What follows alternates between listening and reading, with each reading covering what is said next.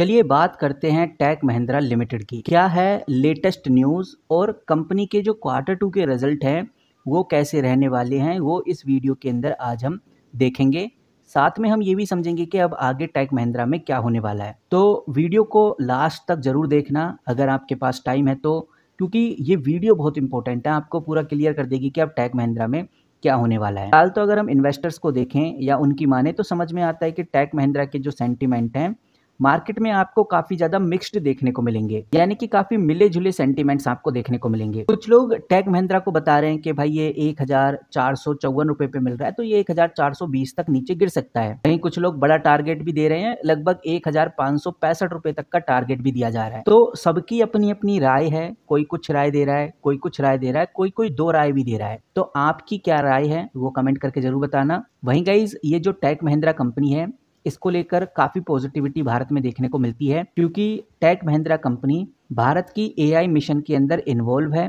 Saudi Arabia और Italy जैसे बड़े कंट्रीज में जिस तरह से मार्केट ये कंपनी अपनी बढ़ा रही है, इससे कहीं ना कहीं भारत की पहचान बन रही है कि भारत की कंपनियां भी आगे तेजी से ग्रो कर रही हैं। इसी वजह से कुछ लोग डिप में बाय करने का प्लान बनाते हैं, जहां पर सब लोगों का टारगेट अपना अपना है कि डिप में बाय करो और 1600 रुपीज़ तक का टारगेट लेकर चल रही हैं। और अगर लॉन्ग टर्म की आप सोच के चल रहे हैं तो 1700 1750 तक का टारगेट इधर एक्सपेक्ट किया जा रहा है। इतना ही नहीं, जो ये टेक महिंद्रा कंपनी है इसने हाल ही में डिक्सन टेक्नोलॉजी के साथ भी एक मास्टर सर्विस एग्रीमेंट साइन किया है। इसको भी काफ़ी पॉजिटिव वे में देखा जा रहा है और इससे भी आइडिया लगता है कि टेक महिंद्रा में पोटेंशियल आने वाला है। बट टेक महिंद्रा हो या टीसीएस हो, विप्रो हो, ऐसी कंपनी जो दूसरी कंट्रीज के क्लाइंट्स को भी कवर करती हैं, उनको लेकर कुछ कंसर्न है। और अगर हम टेक महिंद्रा को आज डिस्कस कर रहे हैं तो टेक महिंद्रा की ही बात करेंगे।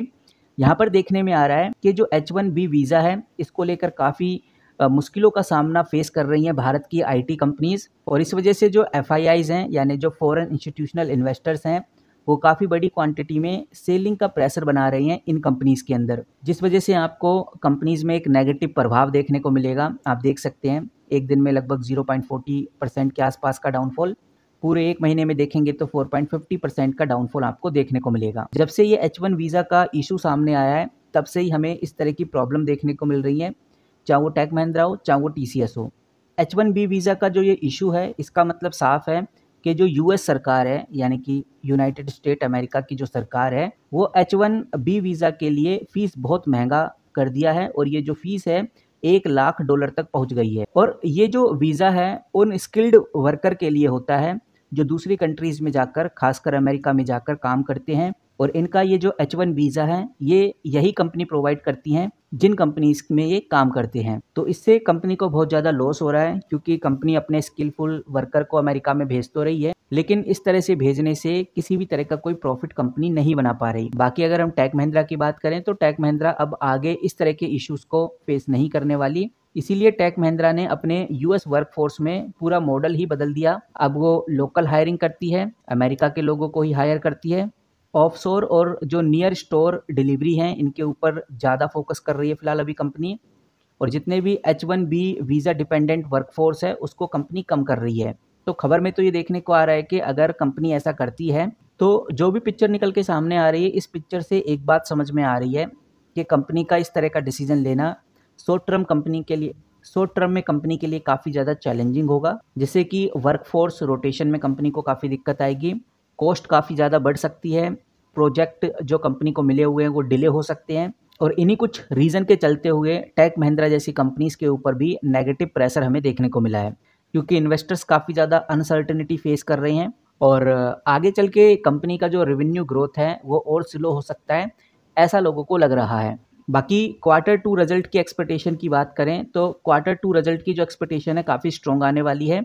रेवेन्यू में 3.5% की ग्रोथ और प्रॉफिट में 13% का ग्रोथ हमें देखने को मिल सकता है, वो भी क्वार्टर ऑन क्वार्टर बेसिस पे। और फाइनल मार्केट में अगर बात करें तो टेक महिंद्रा के Q2 के नंबर्स और डिविडेंड अनाउंसमेंट का वेट काफ़ी सारे इन्वेस्टर कर रहे हैं, जिसकी वजह से शॉर्ट टर्म में कंपनी को लेकर वोलेटिलिटी हमें देखने को मिल सकती है, लेकिन लॉन्ग टर्म में सिचुएशन हमें पॉजिटिव होती हुई नज़र आने वाली है। अब आप किस तरह से देखते हैं टेक महिंद्रा को, कमेंट करके ज़रूर बताइए, आपकी क्या राय है वो भी हम जानना चाहेंगे। फिलहाल टेक महिंद्रा की अगर मार्केट कैप की बात करें तो ये कंपनी भी 1,42,000 करोड़ की कंपनी है, काफ़ी बड़ी कंपनी है ऐसा कह सकते हैं। और ये कंपनी अभी भी बहुत सस्ते दाम पे मिल रही है बिकॉज स्टॉक का पीई 31 आपको देखने को मिलेगा।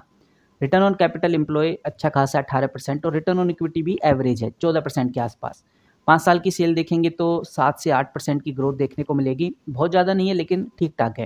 यहाँ पर फ्री कैश फ्लो अच्छा खासा है, 5,000 करोड़ का company free cash flow generate करती है, जिस वजह से टेक महिंद्रा डिविडेंड भी 3.12% के आसपास का प्रोवाइड कर पाती है। तो डिविडेंड के मामले में ये कंपनी काफ़ी बेहतरीन है बिकॉज कंपनी का फ्री कैश फ्लो पॉजिटिव है। वहीं यहाँ पर आप पाइट्रोसिक स्कोर देखेंगे तो 8 नज़र आएगा, ये भी काफ़ी अच्छा है। इंटरेस्ट कवरेज रेशो देखेंगे तो 19 नज़र आएगा और ये कंपनी टोटली कर्ज फ्री है, 0.07 का डेट टू इक्विटी है टेक महिंद्रा का। तो ये डेटा गाइज हमें काफ़ी कुछ बता देता है टेक महिंद्रा को लेकर। आई होप आपको छोटी सी वैल्यूएबल इन्फॉर्मेशन पसंद आई होगी। इस वीडियो में इतना ही, मिलते हैं किसी नए वीडियो के साथ, तब तक के लिए take care and good bye.